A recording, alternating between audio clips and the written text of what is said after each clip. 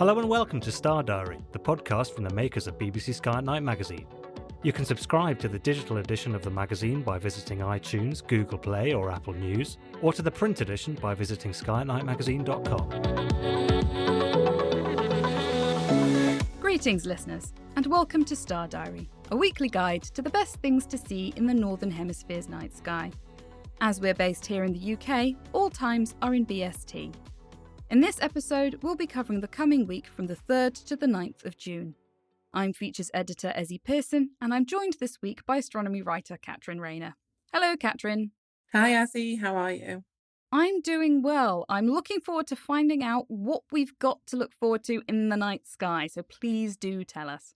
So the planetary saga continues. Unfortunately, there are no planets in the night sky, only the daytime sky. So viewing our planets will be a challenge, but there will be an opportunity, albeit a tricky one, to see the conjunction between Mercury and Jupiter in the morning sky if you know what you're doing and what to look for. So again, the focus this week is on the moon, and the constellation of Gemini is worth mentioning as a couple of distant solar system objects are close by. So as usual, I will start with the moon. The moon is waning all week, and on the 6th there will be a new moon. So for any of our listeners who are not moon fans, they will be pleased to hear this. So the moon will be at perigee on the 2nd, meaning that it is at its closest approach to Earth at a distance of approximately 368,000 kilometres away. At this time, the moon is only 23% lit, but if perigee had coincided with a full moon, we would have experienced what is now widely known as a supermoon. Perigee, for anybody who either doesn't know or struggles to tell those things apart, perigee means the closest approach of two things. So it's the point when the moon is closest to Earth. And we know it as a supermoon because it does appear ever so slightly brighter. It's about, I think it's something like 10% bigger and maybe 20% brighter or something like that. It's not a huge difference. You only notice it when you're comparing photographs to each other. It draws people to look at the moon, so I don't think it's necessarily a bad thing to celebrate the supermoons. No, this is true. And the media always like to kind of exaggerate, don't they, when there's a supermoon. But yeah, I mean, I think people kind of expect it to be this ginormous looking moon. And yeah, it's nothing really that spectacular. But as you said, it's great for people, to get interested in the moon, I think, isn't it? And all the myths and the facts and stuff that come along with the supermoon, all the names and things. I think that's really interesting to read. So the moon is 14% lit on the 3rd, and at around 3:30 in the morning, the crescent moon and Mars will rise in the east, forming another lovely pairing low in the east as the crescent moon sits 3.3 degrees northeast of the red planet, and another fantastic sight to enjoy after the splendid sight of the moon and Saturn last week. And you can still spot Saturn in the morning sky, which has risen earlier than the moon and Mars in the eastern sky. I do have to say I have a bit of a soft spot for seeing the crescent moon and Mars together. I think it's something about the sort of paleness of the moon really brings out the red in Mars to me, because you can see them so closely together, and I just think they look absolutely gorgeous. It's a nice contrast, isn't it, as you say, between like the pale white moon and Mars being red. Yeah, it's lovely. It's quite magical, isn't it, and romantic. So also on the 4th of June, Venus will be at superior conjunction, meaning that it lines up with the sun on the opposite side of its orbit to Earth. In other words, it's between the Earth and the sun. So Venus cannot be seen at this time, unfortunately, and we won't actually get to enjoy Venus again until the end of 2024. On the 5th of June, in the early morning sky, we have a very thin 2% lit crescent moon sitting around 6 degrees to the west, northwest of Jupiter. And on the 8th, the 7% lit waxing moon sits within the constellation of Gemini, the twins. If you locate the moon in the northwest at around 10:30 p.m. and see the constellations brightest stars Castor and Pollux, which form the heads of the twins located above the moon. Now, Castor's arm points away to bright Capella, the brightest star in Auriga, unmistakably shining in the northwestern sky. And Gemini does host some great deep sky objects, but unfortunately, I think because the longer summer nights, are going to make any observations in this constellation not really worth the effort at this time of year. On the 8th and 9th of June, there is a fantastic lunar observing challenge for those who like to test their observation skills on the moon. and perhaps tick off a lesser known crater on their list. So although the moon is nothing but a thin sliver and only 7% lit, it's a great opportunity to try and observe the Humboldt crater located on the eastern limb or fringe of the moon.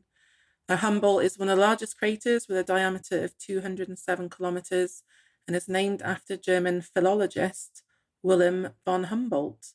I had to admit I had no idea what a philologist was until I was researching the crater. I was about to ask.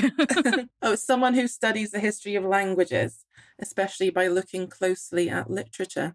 Oh, I think that's why the name sounds familiar. I have a feeling Tolkien was a philologist. I think I've heard that name sort of in association with him because he was very much about the histories and the languages. Okay. Yeah, it was a new one on me, to be honest. So back to Humboldt crater. Viewing Humboldt is a challenge to observe because of its position on the moon and is best viewed when the moon is at a favourable position in terms of its libration. So you may be wondering what libration is. Well, just very briefly, from Earth, we always see the same side of the moon because the moon is gravitationally locked to Earth.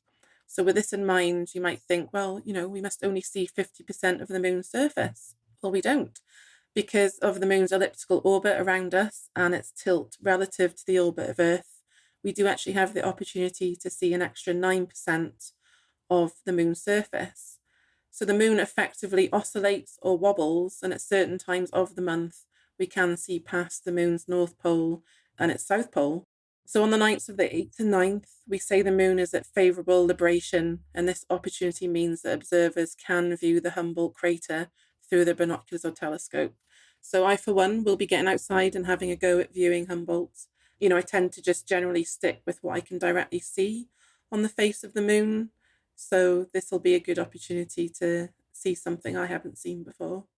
Libration is one of those effects which means that even if you're looking at the moon at the same point in its phase, if its libration is slightly different, it will look slightly different. It's what I think gives the moon kind of its sort of repeatability. Why people keep coming back to it is because it's a slightly different view every time you go. You're not just seeing the same things over and over again exactly as they were the time before. That's it. And I do love watching the motion. If you go on the internet and look at video of the libration of the moon, it's lovely. It's quite mesmerizing.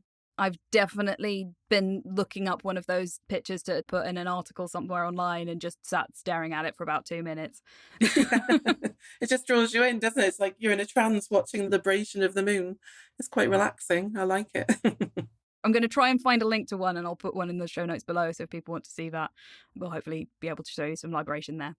And I think sometimes when you're trying to explain these things, it can be quite hard to visualize. So that is a really good video that explains, what libration actually is. So solar system wise, as I mentioned earlier, the only planetary action we will see this month happens in the morning sky.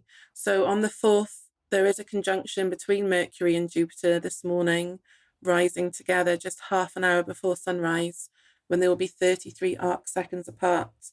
And given the right conditions, such as a clear sky and excellent view of a flat northeast horizon, the planets may be able to be seen through binoculars. They're actually going to be at their closest, so less than 7 arc minutes apart, at 20 past 11 in the morning, of course. So the planets are positioned just 12 degrees from the sun. So disclaimer alert, as we keep saying, caution must be exercised if you're going to hunt for the planets, whether you're using an optical aid or even your naked eye. You really have to know what you're doing here to spot them. And if you're unsure about risking it, then just don't do it. You don't want to damage your eyes. So I think if you're a beginner, not worth it. Yeah. So I think perhaps we'll leave that one to the more seasoned astronomers. Then if you're a beginner listening to this, it's probably not the best. It's something to work towards. As you improve in your astronomy journey, it might be that one of those come up in the future and you will be able to look at it. So just keep at it. But for now, you need to be able to see to be able to get there. So Comet C 2023 A3 Tsuchinshan-ATLAS has now moved out of Virgo. The comet is shining at a magnitude of around +9 and can be seen in the southwestern sky. And I mentioned earlier that Gemini is the highlight this week. This is because, of course, the moon is positioned within the constellation on the 8th, but also because Vesta, a minor planet, can be found close by. So if you fancy taking a chance at observing Vesta, then wait until the sky is darker, so around 11:30. and locate Pollux and Gemini. Draw an imaginary line diagonally downwards to the left until you see a bright star called Kappa Geminorum in the left arm of Gemini, which points the way to Vesta, located further to the left. At a magnitude of plus 8.3, you will need an optical aid to locate the asteroid. And again, you're going to need to know what you're looking for, because otherwise it's probably just going to look like, a bright dot in the sky like a star. Online resources will be a great help to locate this. And we also have Comet 13P Olbers. So Comet 13P Olbers is to the right of Gemini this week, and the star Theta Geminorum points the way to this faint comet. But remember, the sun sets later and the nights are much shorter, so it will be tricky to spot. But, give Vesta and Olbers a go. And I quite like that this month, Gemini the twins, one hand is pointing towards Vesta and the other one of the twins is pointing towards Olbers. So I thought that was quite nice. It's always nice when the constellations can point things out to you in the night sky. Yes. And they can have a handy little guide to you finding your way around. Yes, they're very useful to use, that's for sure. Well, thank you very much for taking the time to take us through all of that, Katrin. And if our listeners at home would like to get even more stargazing highlights and keep up to date with everything that's going on in the night sky, please subscribe to the podcast and we will see you back here next week. But in the meantime, let's summarise this week again. There'll be no planets in the night sky again, but the moon is waning all week and will be at perigee on 2nd. The moon is going to be 14% lit on the 3rd, and at around 3:30 a.m, the crescent moon and Mars will rise up in the east, which is a lovely pairing to see there. On the 5th, a very small crescent moon will be located to the west-northwest of Saturn, and on the 8th, a waxing crescent moon lies within the constellation of Gemini in the northwest. If you want to test your observational skills on the moon, though, on the 9th of the 8th and the 9th, the moon will be at favourable libration, so you'll be able to see the Humboldt crater on its rim. While there aren't any planets in the night sky, there will be some in the morning sky or even the daytime sky.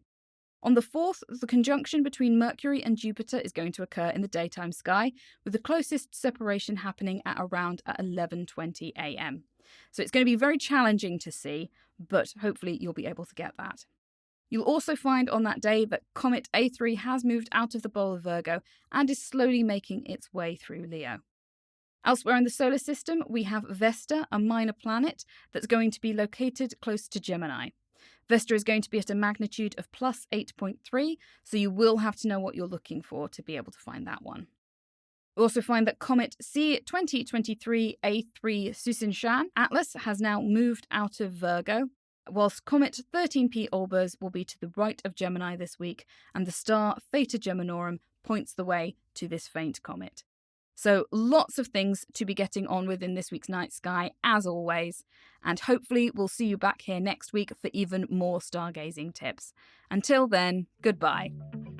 If you want to find out even more spectacular sights that will be gracing the night sky this month, be sure to pick up a copy of BBC Sky at Night magazine, where we have a 16-page pull-out sky guide with a full overview of everything worth looking up for throughout the whole month.